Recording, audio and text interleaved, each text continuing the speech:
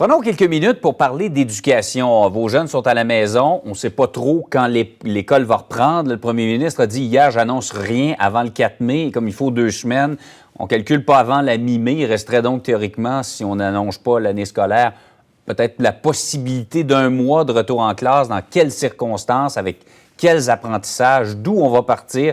Bref, il y a plein de questions. Et Claudine Potvin, spécialiste en éducation, est là pour y répondre. Bonjour. Bon matin, Jean-François. D'abord, est-ce qu'il serait préférable de reprendre l'école avec le petit bout qui nous reste jusqu'à la fin juin ou carrément de terminer ça à la maison? Non, définitivement, ça serait vraiment une bonne chose que nous retournions à l'école, ne serait-ce que quelques semaines. Tout d'abord pour les plus petits, côté éducation. Tout d'abord, vraiment pour les plus petits, ça a été vraiment drastique pour eux de couper le lien avec leurs enseignants. Donc, c'est très difficile pour les plus jeunes, là, cette coupure-là qui a été faite. Pour les profs aussi, de être capable de renouer avant la fin des classes, dire un bonjour à leurs élèves et tout ça, c'est important. Bon, naturellement, je ne serai pas une microbiologiste de moi-même parce que c'est pas ma spécialité, mais je pense qu'étant donné qu'on étudie la situation et qu'on s'est aperçu que les enfants pouvaient être porteurs, s'auto-immuniser entre eux, je crois pertinemment qu'il serait préférable de reprendre l'école, qu'il y ait déjà une auto-immunisation qui va se faire au lieu de remettre ça en septembre. Parce que reprendre l'école en septembre, c'est repousser le problème en septembre avec les grippes qui vont arriver. Bon, les spécialistes vous le diront. Et je donne pas cher de nos parties de Noël en décembre si on repousse la situation. Mais côté éducation, c'est important de fermer la boucle, même s'il n'y a pas d'évaluation. C'est vraiment important de faire une petite consolidation, terminer cette année-là, même pour les finissants, de se retrouver, les jeunes du secondaire qui vont sûrement se retrouver au cégep par la suite. Elle est vraiment de mise, cette reprise-là, pour quelques semaines. Justement, au niveau pédagogique, tout le monde ne sera pas nécessairement au même niveau, là. On est parti le 13 mars dernier. On revient, disons, pas avant la mi-mai, 2 mois de pause où chacun va avoir fait des apprentissages différents. Ça risque pas d'être compliqué? Oui, ça va être compliqué, effectivement, surtout pour les élèves en trouble de l'apprentissage, parce que les élèves, qui sont performants, que ça va bien, vont avoir un petit peu plus de travail à faire, ça va être un peu plus difficile pour eux, mais ils vont quand même être en mesure de rattraper. Naturellement, les enseignants vont faire un travail formidable. Les enseignants, ce sont eux qui vont être les mieux placés pour s'adapter aux besoins de leurs élèves qui vont terminer l'année.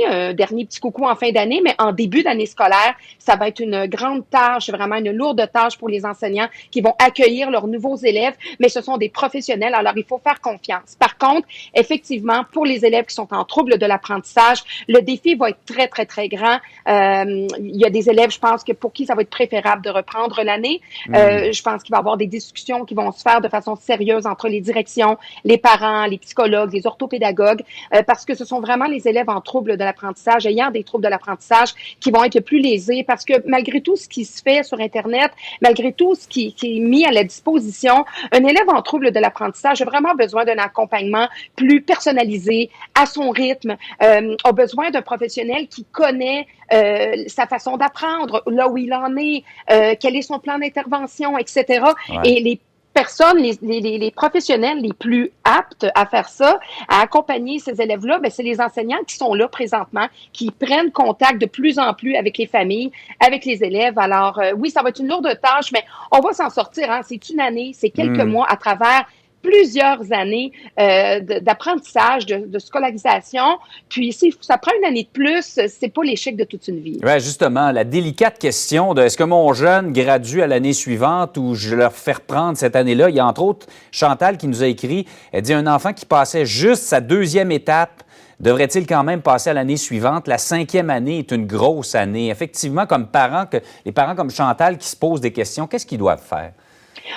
Dans un cas comme ça, la 5e année étant la big of the big, comme j'appelle tout le temps, les années impaires, les premières années de chacun des cycles. On sait qu'il y a 3 cycles. Alors, le premier cycle étant la première et la 2e année, 2e cycle, 3 et 4e, 3e cycle étant la 5 et la 6e. Définitivement, déjà, les années de premier cycle sont toujours plus difficiles parce qu'on arrive dans un nouveau programme de ce cycle-là.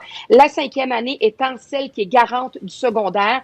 Définitivement, un élève ayant des difficultés, ayant été en échec pour les 2 premières périodes de bulletins, les 2 premiers bulletins, effectivement, en tant que parent et en tant que pédagogue, je me questionnerais grandement et pour effectivement faire en sorte de possiblement reprendre la 4e année. C'est pas de lui rendre service année, que de le faire graduer. C'est pas de lui rendre service que de le faire passer à l'année suivante. Non, c'est souvent des cadeaux empoisonnés, comme on dit, là, pour certains élèves, bien sûr. Mais la 4e, ceci étant dit, est souvent une très bonne année à reprendre. La 2e, la 4e sont des années qui peuvent être de mise en niveau. Tu sais, Jean-François, dans le temps de nos grands-mères, il y avait 7 ans au primaire. Hein? Là, il y en a 6. Il y a des élèves pour qui c'est très préférable, c'est très bénéfique et ça leur permet tellement de réaliser des grandes choses au secondaire, d'atteindre des programmes auxquels ils n'auraient jamais aspiré, tout simplement parce qu'il y a une reprise d'année. Alors, naturellement, je veux pas prôner le redoublement, mais pour certains élèves, c'est souvent bénéfique, surtout dans un cas comme ça. Il faut l'étudier. Là, le temps nous presse. Il faudra se reparler parce qu'il y a tellement d'autres questions, mais juste en terminant rapidement, là, qu'est-ce qu'on fait avec nos jeunes à la maison qui, disons, ont une motivation relative à suivre les activités, à regarder ce qui est proposé là, par le ministère de l'Éducation et tout ça? Là? Écoutez, mot d'ordre, ne laissez jamais votre relation avec votre enfant se laisser miner par une pression que vous allez vous mettre ou que vous avez une pression extérieure de vouloir absolument que votre enfant se mette à la tâche. Il veut pas être devant un écran, il veut pas avoir un cours en ligne, etc.